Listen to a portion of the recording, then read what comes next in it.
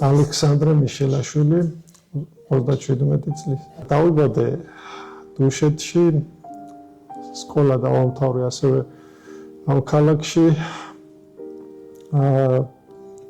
შემდეგ ჩავირიცხე ილიას უნივერსიტეტში და დავამთავრე ბიზნესის ფაკულტეტი.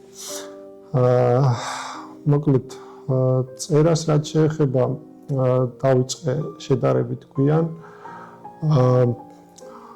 ჩემს ქვეცნობიერში თავიდანვე სკოლის ასაკიდანვე ვიცოდი რომ რაღაცნაირად შიგნიდან შინაგანი ძალა ეუბნებოდა რომ აუცილებლად მივიდოდი კალამთან და ფურცელთან და რაღაცას დავწერდი, მაგრამ თავიდან ეს ფიქრი მიდიოდა უფრო პროზისკენ და მეგონა რომ ჩემგან უფრო პროზაიკოსი დადგებოდა და პროზას დავწერდი, მაგრამ შემდეგ თავიდან წერდი პროზასაც, მოთხრობებს წერდი,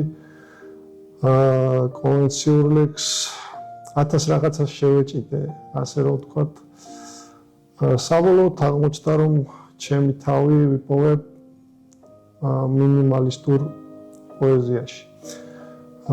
და ამის შემდეგ უკვე წლებია სხვა ჟანრში ჩემ თავს ვერ ხედავ და სულ რამოდენიმე მოთხრობას თუ არ ჩავთვლით, არაფერი ღირებული არ დამიწერია. ისეთი რომ მაღალი ლიტერატურული ღირებულება გქონდეს. თავიდანვე მქონდა ძალიან დიდი სურვილი და თან აი შინაგანი ხმა რომ აუცილებლად უნდა დამეწყო წერა, მაგრამ ვერ ბედავდი ამ ყველაფერს გაბედვა უნდა და მით უმეტეს ცოტა არ იყოს მორდებული ბავშვი ვიყავ და რთული იყო ჩემთვის რომ უცებ ადგე და მიხვიდე და წერა დაიწყო. თან ამ წერის ამბავს მაშინ 90-იან წლებშიც და მე ცოტა მერიც რაღაც ცოტა სხვანაირად უყურებდნენ, სხვანაირი ხედვა იყო რომ ჩემთან ტოლებში ყოველ შემთხვევაში ეს რაღაცა იმათ პრესტიჟულ საქმეთ არ ითვლებოდა ნამდვილად და რაღაცა ისეთი იყო და როცა პირველად ბოლოს რა თქმა უნდა ეს იმდენად ძაფრი იყო ეს სურვილი რომ წერა დამეწყო რომ დავძლე ყველა ეს მორიდება და დავიწყე წერა. ჩემი ნაწერები ერთად თავმოყრილი არ არის და როდესაც ალბათ თავს მოვაყო იმას რომ ნაწერები ერთად შეგროვდეს. ზოგადად ზღვა მიყვარს და ზღვასთან მარტო დარჩენა, ასე რომ ვთქვა და მით უმეტეს როცა ზღვა მშვიდია.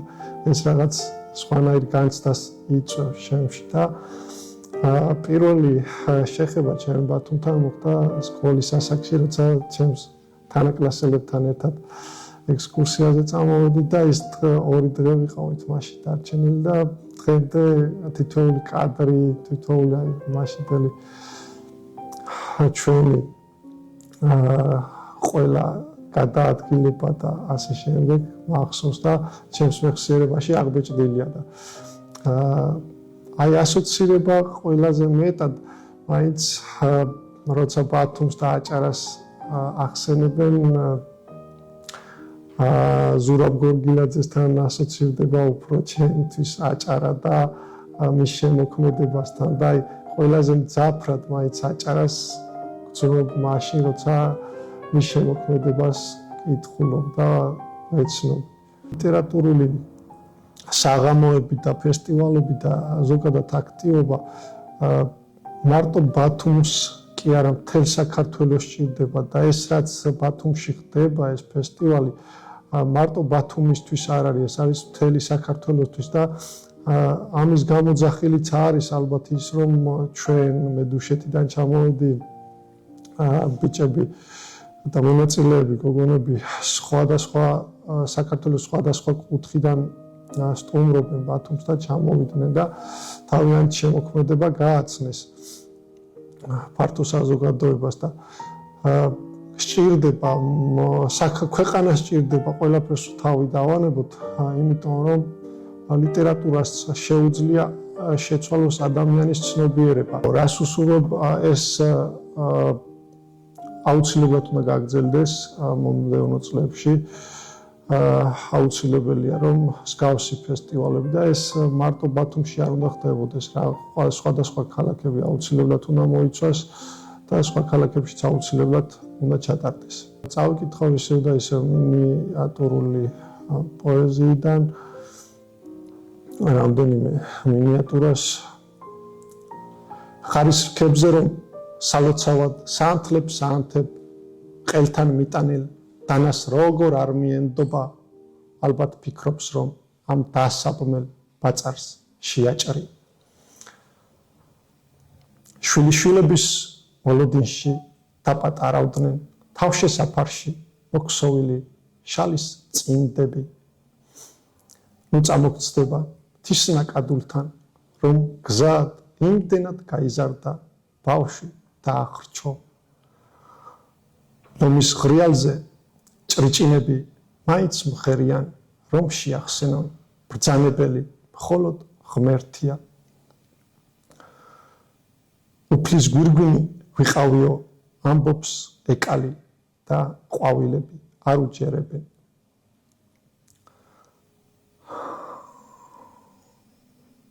თუ გავიხსენე კიდევ რომ რა შემზარავად უხერხული ყოფილა ხეო შენი ტანიდან გამოთვლილ შურდულს შენი სფუღუროში შეყუჟულ ჩიტებს რომ უმიზნებენ კრავების საზდოდ ამოსულ ბალახს ბატკნისთვის ყელში გამოსმულ დანას შეაწმენდნენ